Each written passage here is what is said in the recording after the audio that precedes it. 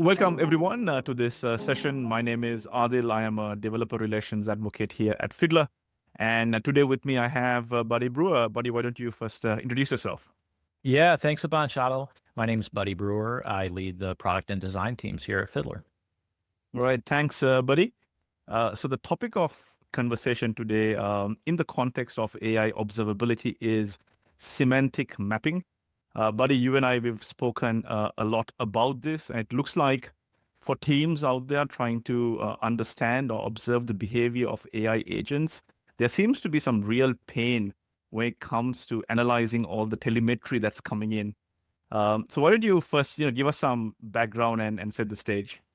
Yeah, for sure. And I would say, first of all, that while there is pain today, as we sit here in 2026 around this, and we've done a lot of work at Fiddler to try and resolve that pain for our customers, it could be a lot worse, right? Like, thank goodness we're doing this in a world that's post OpenTelemetry, post open standards, so that at Right. least the data itself is fundamentally structured the same way instead of completely proprietary. But even then, as we'll get into, there are a lot of semantic differences that have to be managed. And as a result of that, the thing that I hear most often from people isn't that we have no data. It's not a data capture problem. It's that we have too much of it and we can't add it up. So a team will have, let's say, like 3 different services calling LLMs. One's going through LangGraph, one's going through a gateway, one they hand rolled with the vendor SDK against a foundation lab. And when someone asks a simple question, right? Like, yeah, what did we spend on inference last month? Nobody can answer that in one query. Right. It's not because the data's missing. The data's there, but every one of those 3 paths recorded token usage under a different name. So that's Right. the shape of like every problem in this space, not just token consumption, but you have fragmented instrumentation, inconsistent semantics, and then all the downstream stuff, all your dashboards, your alerts, the cost tracking that you're trying to do, the evals that you're trying to write, they all inherit that fragmentation. We've had OpenTelemetry for a while now. We've been using it to monitor the performance of applications, right? And one would think that you could use OTel for AI observability as well, right? So why is AI observability, such a hard problem, given that we've had observability for microservices for years now? Yeah, well, for one thing, it's crazy how fast all of the AI technologies and approaches and frameworks have exploded on the scene versus the transformation to the cloud. But it's not just the speed of adoption. Microservices observability succeeded because the whole industry agreed on a very small, very Right. boring vocabulary, right? So a request has a duration and it has a status code. Everything is going over HTTP. So HTTP status code means the same thing in every language, every framework, everywhere, right? And so once you have that agreement, you can build a dashboard that works for all of the services that you've already built. And you can have a high degree of confidence that it's going to continue to work for even services that you haven't seen yet, that you haven't Right. built yet. But the thing about AI is it didn't get that agreement because the vocabulary is bigger, it's more complicated, and like we were just talking about, it arrived faster, way faster. So you've got concepts like prompts, responses, tokens, model identity, tool calls, agent hops, retrieval steps, Right. eval scores. There's just no equivalent of the status code yet. And so there's nothing with that level of universal, unambiguous consensus. So when you pull back and you look at OpenTelemetry, fundamentally, what OpenTelemetry solved is transport, right? What it did not solve is agreement. So you can get every span into one backend and still have no idea whether 2 spans are describing the same thing. That's one big Right. fundamental problem that's different with AI. Another one, by the way, the execution path on top of everything is now non-deterministic. So in microservices, the call graph is essentially an architecture diagram, right? I mean, you can draw it on a whiteboard. It stays true. It's very consistent, or mostly consistent. But in an agent, the call graph is a runtime decision. It's a Right. probabilistic runtime decision. Same input, yields a different path and a different cost. A lot of things are different. And so you can't reason about coverage by looking at your architecture. You can only reason about it by looking at the telemetry, which means that the telemetry really, really needs to mean the same thing everywhere. Right. So in the microservices world, the standards were well defined, the behavior was deterministic. In the AI world, the standards are still evolving, so to speak, right? I mean, every day you wake up to something new, and the behavior is non-deterministic, right? So that does create a lot of complexity when it comes to observing these types of applications. Yep. So coming back to semantic mapping and how we here at Fiddler are thinking about this problem, right? Can you help us understand where does semantic mapping come in, and how does it help address these problems with the various conventions and telemetry coming into our backend systems? Yeah. I mean, think about it like a translation layer with a canonical dictionary, right? So Right. every producer, all of the ones we were talking about earlier that all have different names for everything, is fine. They can continue speaking their own dialect, right? What we do is we translate all of those into a shared vocabulary at the ingest point. And so, like, just as an example, there's almost as many names for input tokens as there are frameworks, right? They like prompt underscore tokens, input underscore tokens, usage.input, whatever the gateway calls it. And so, like, all of these on the Fiddler side, they map to one concept of input tokens. So now that cost dashboard that you want to create, it queries one semantic field, and it's correct across all of the individual dialects, including the framework that doesn't even exist yet, or the one that you adopt next quarter. Right. And that's because we And manage that translation layer. And so the leverage isn't the translation itself, right? It's really in the everything downstream that gets built once instead of 5 times, right? And so like the dashboards, alerts, the metrics, evals, all the stuff binds to that concept, and they never have to learn about the dialect, right? And so that's what turns, we integrated LangChain into, we support LangChain and everything like it. right. Right. So this is not another convention. So what you're saying is these are, semantic concepts, more like another, I would say, a layer of abstraction, and that then feeds into everything downstream. One concern that I had was, as you make that mapping, is it possible that we lose some of the telemetry, and how can users go about tackling that? Yeah, it would, if the normalization was destructive. If it was destructive normalization, and you did your mappings and then you threw away the original, right? So in that case, you'd be trading debuggability for convenience, and you'd find out at the exact moment when you need that original fine-grained data.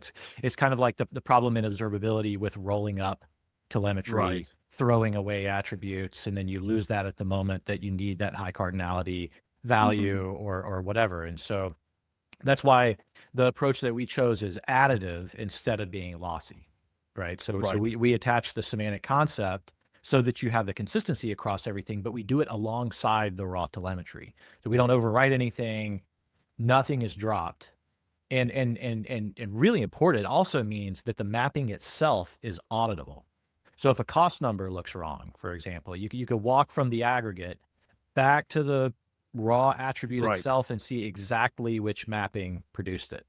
So like a mapping layer that you can't debug is worse than not having a mapping layer at all. You're just manufacturing confidently wrong answers, and we all Right. know what that's like dealing with Yep. AI. So additive is that additive approach is what makes it trustworthy enough to build governance on. Right. Okay. So it's abstracted, but you can still zoom in into the raw telemetry if need be. Yeah. And as organizations try to operationalize, right, observability for AI, control for AI, how should they think about this semantic layer? Do you think an organization would have like a common vocabulary across like all their teams, or do you think teams or business units may have their own set of vocabulary or semantic concepts? Like, what do you think are some of the best practices? Yeah, there's a line there for sure, right? Like you want to standardize the core, and that's what we're providing. Um, you don't want to standardize literally every single thing. If two people, here's a potential rubric. If two people in different teams could argue about what a number means, then that probably means that it belongs in the core, right? So that's things like model provider, tokens, cost, agent, tool, session, latency, span type. Like those types of concepts are ones that they should mean exactly one thing everywhere. Not because it's just a virtue unto itself, but because those are the concepts that you want to be able to, at dashboard time or alert time, to summarize and roll up when you need to. So the moment you aggregate across teams, a disagreement becomes a wrong number on an exec dashboard. But on the other hand, everything domain specific should probably stay local. So like a fraud team tracking case IDs or something that's specific to them. Right. Nobody at the org level should probably be adjudicating that. And this is one of the areas where if you don't draw that line in a thoughtful way, then you can end up in a situation where if you try to standardize that second category, like that's where I've seen in the past where governance programs overstep and they get resented by people and then they get undermined. So you keep the parts that are true cross-cutting concerns, like the ones that we have in our semantic layer. And then you, while still providing, this is the reason why we retain all the original data with all of its original mappings, the ability to have the very specific ones that stay local to teams where you don't need that to enforce consistency across everything. Right. Yeah, no, that does make sense. And, you and I, we were talking about semantic conventions, and we know OpenTelemetry, they're trying to arrive at a standard. It's called the GenAI semantic conventions. Where do you think this is going to land? We have different SDKs, different vendors. They all have their kind of own semantic variant, right? But ultimately, where do you think and how do you think the industry will converge? Yeah, that's, if I were making a bet, that's probably the one. I think convergence around the OTel GenAI conventions is the most likely outcome. It's the right place for it. But the thing is, like, all the other stuff still exists, right? And we've already, and for our customers and everyone else have been building these applications and adopting these frameworks and not waiting for everything to settle on a single standard. And so I'd be careful about how fast anyone expects the OTel GenAI conventions, if that ends up being the standard, to be ubiquitous everywhere. The conventions converge faster than deployed instrumentation, especially at the enterprise level, the very large, complicated types of companies that we serve at Fiddler. And so even after the spec settles, you'll have multiple versions and this long tail of custom attributes that you need to contend with for years in production. So yeah, it's less about this question of which convention should we bet on. It's how do we make that bet changeable or adjustable or adaptable so that we don't have to be exactly right in order to be successful. And so, like, where you have a choice for greenfield new projects, for sure, adopt open conventions, right? Like, but always preserve the raw telemetry and don't couple your dashboards and controls directly to the raw attribute names for those fundamental concepts, right? That is why we think it's important to put a mapping layer in between and version it like the compatibility layer that it is. So that way, a convention change in the future that we don't see coming is just a mapping update, right? It's not a migration. So it's the difference between something changes at the framework or at the spec or the standard level, and we were able to affect the change like next Tuesday instead of having it be a thing that has to wait for next quarter. Right. No, yeah, makes sense.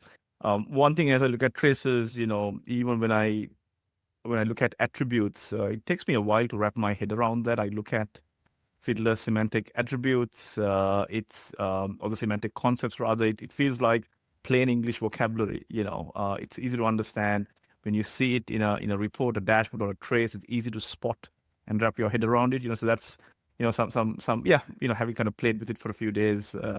My feedback. But no, perfect, buddy. This has been great. Very insightful. Any closing remarks?